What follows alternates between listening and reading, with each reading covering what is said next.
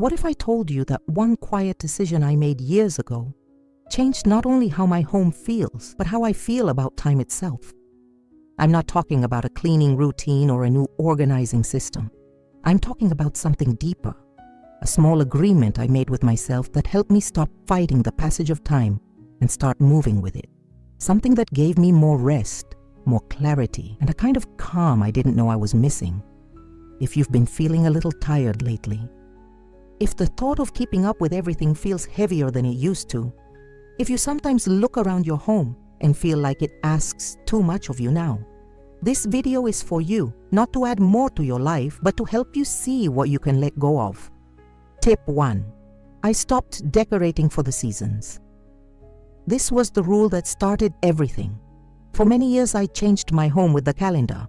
Different tablecloths, different cushions, different objects for the shelves. It felt festive. It felt like I was honoring the year. But one autumn, I noticed something. I was tired. And when I looked at the boxes in storage, the ones full of things I was supposed to bring out and put away again, I felt something close to dread. So I didn't do it. I left the home as it was. And instead of missing it, I felt lighter. My home stayed calm. It stayed familiar. And I realized I had been creating work for myself without even noticing. Now my home looks the same all year. The colors are soft. The objects are few. And because nothing changes with the season, nothing demands my attention. I don't have to remember what goes where. I just live here. And it's enough. This simple choice gave me back hours. But more than that, it gave me back mental rest. Tip 2. I let go of matching everything. There was a time when I believed a home should look coordinated, that towels should match, that dishes should come from the same set. But as I got older, I started to see how much energy that idea was taking from me.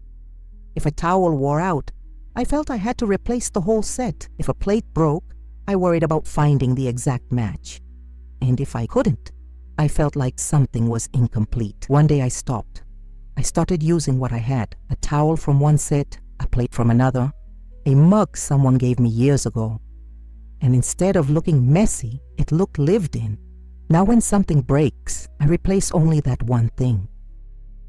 I don't search for matches. I choose what works, what feels good in my hand, and the relief was immediate, because matching everything isn't really about the objects. It's about the mental list you carry, the invisible standard you're trying to meet. And when you let that go, the home becomes lighter. If this video is helping you so far, take a quiet moment to subscribe to the channel and activate notifications so you don't miss the next videos. And tell me in the comments where you are watching from. I truly enjoy reading where this message is reaching. Your comment helps this calm community grow. Tip 3. I stopped buying things just because they were on sale. For years, I thought I was being smart, stocking up when prices were low, buying extras because it was a good deal. But then I started noticing something. The things I bought on sale often sat unused. They took up space. And more than that, they took up mental space. Because every time I opened a cupboard, I saw them. And I felt a quiet pressure to use them before they expired. So I changed my approach. Now I buy what I need when I need it. I don't stock up. I don't buy multiples. And I've discovered that I almost never run out of anything important. This shift made my cupboards easier to see into. It made my shopping simpler. And it removed a layer of worry I didn't even know I was carrying.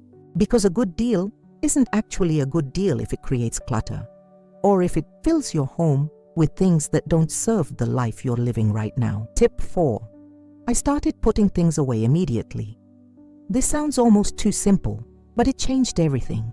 I used to set things down with the intention of putting them away later. A bag on the chair, a jacket on the door, a book on the table. And each time I told myself it was temporary. But temporary has a way of becoming permanent, and those small piles start to create visual noise. They make the home feel less restful, so I made a new agreement with myself. When I come home, I put things away before I sit down. When I finish using something, I return it to its place. It takes seconds, but it prevents hours of tidying later. And what surprised me most was how much calmer I felt. Because when things are put away, the space feels open. There's nothing waiting for your attention. Nothing quietly reminding you of unfinished tasks, and that openness creates mental rest. Tip 5.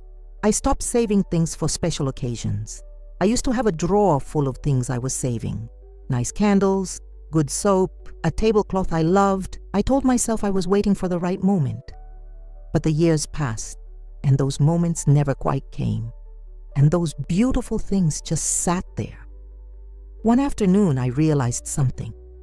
Every day, I'm alive is the occasion. Every quiet morning, every simple meal, every evening at home, these are the moments. So I started using what I'd been saving. I lit the candles on regular evenings. I used the soap I loved. I brought out the tablecloth for no reason at all, and it changed the feeling of my days. Now I don't save anything. If I have it, I use it. If it brings me joy, I bring it into my daily rhythm.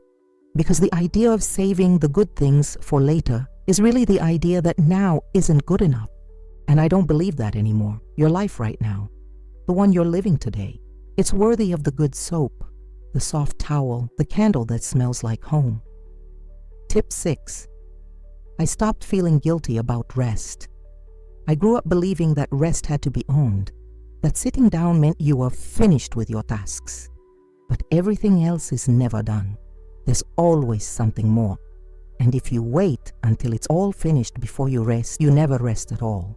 So I gave myself permission to stop in the middle, to sit down even if the kitchen isn't perfect, to rest even if there's laundry waiting, to enjoy a quiet moment even if I haven't checked everything off an invisible list. And what I found was this. When I rest without guilt, I have more energy for the things that actually matter. I'm not dragging myself through tasks out of obligation. The home doesn't suffer because I rest. In fact, it benefits. Because I care for it from a place of calm instead of depletion.